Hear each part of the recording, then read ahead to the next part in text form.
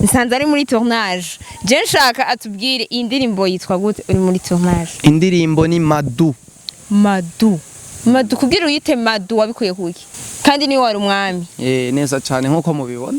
Okay. Iyi ndirimbo kugira uze kuyikorera ahantu mu ishamba wavyumviriye gute? Bisigura ni mukaranga. Ni mukaranga kiwacu ku Burundi.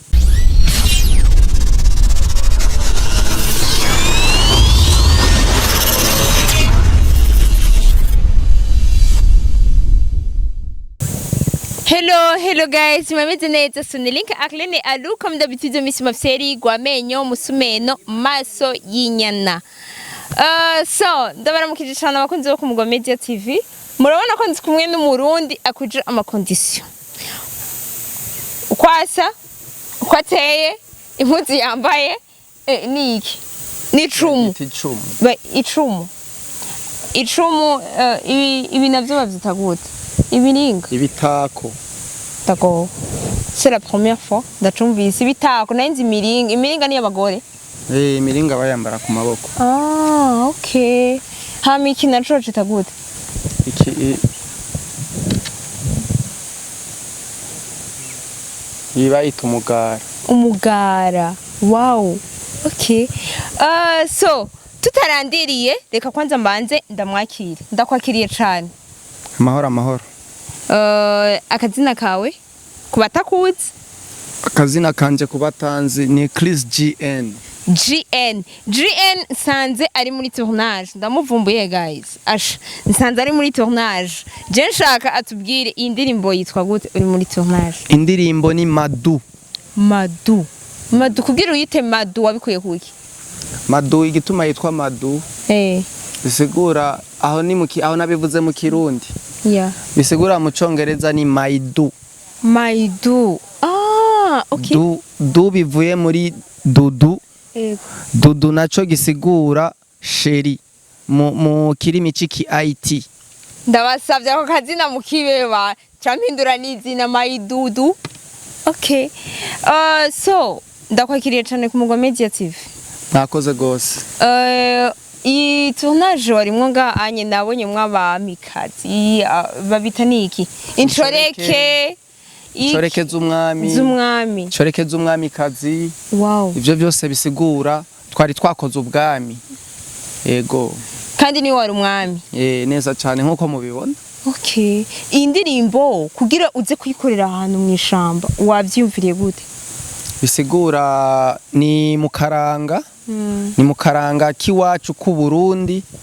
Niyo mpamvu twategerezwa kuyikorera ahantu nyene hasa nk'uko Burundi bwasa kera. Yeah. Kandi ino ndirimbo twategerezwa kuyishiramwe ubwenge nk'ubwenge Imana yigeze kumpa kugira mve ahantu haraho bagira bangirire nabi. Ubwo bwenge nuko nari kumwe umuririmbyi, ndi kumwe n'abajournaliste, ndi kumwe n'aba promoters, ndi kumwe n'abandi bana ba director, abantu nyene bari muri industry y'umuziki. Yeah. Bisigura rero aho hantu haciye haza abantu batubwira yuko umuntu yemera Imana atava aho hantu. Uwemera Satani bamureke. Uwemera Imana yaca yicwa rero. Uwemera Imana yaricwa. Uwemera Satani agasigara.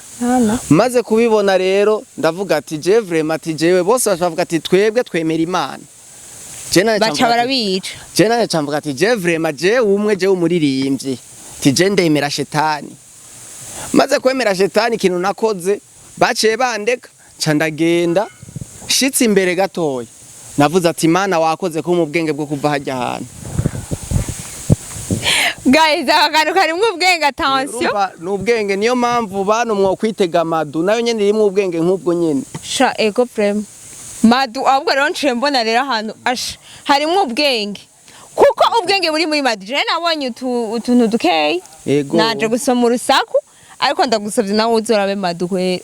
Uyitege n'igishika. Oya ubyumvirije ubwenge bwa Imana yamaye mvaho hantu. Ni nabwo bwenge nakoresheje muri Madu. Yego. Cha wibaza yavuye ngaho yemeye Satani muri Madu naho yemeye iki?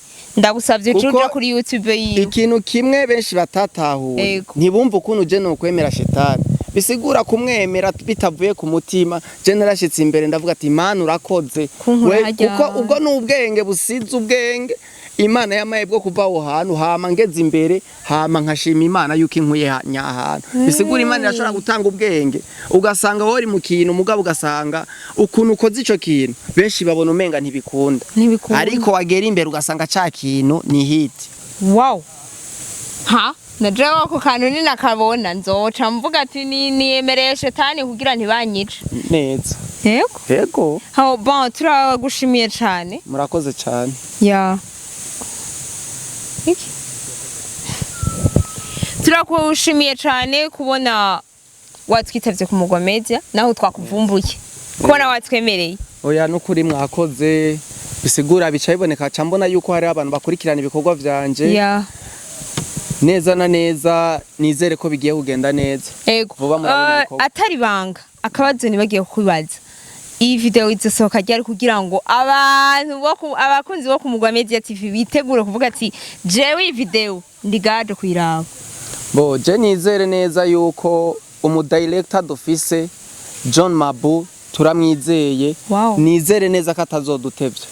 Ego abikora neza cyane kandi arabizi vraiment abikora neza. Nizere kejo canke hirya yejo vuba turabamenyesha ibikorwa igihe bigiye kubonekera gusaga coming soon nyene vuba nyene mu nziza twiteke nukuri nidukeneye kubateza nanje mu kugashira ku Mugwa ndi number 1 neza. So ndabashimiye cyane abakunzi bo ku Mugwa Media TV turagushimiye kandi nawo cyane. Ego nanje ndabashimiye. Abantu ni babandanye bakurikirana ku Mugwa Media. Babandanye bakurikirana Lynca Arlene Aru. Babandanye bakurikirana na Magic Friends. Yep. Yali Lynca Arlene Aru comme d'habitude Miss Mafseri gwamenye musumeno maso yinyana. So guys, big up.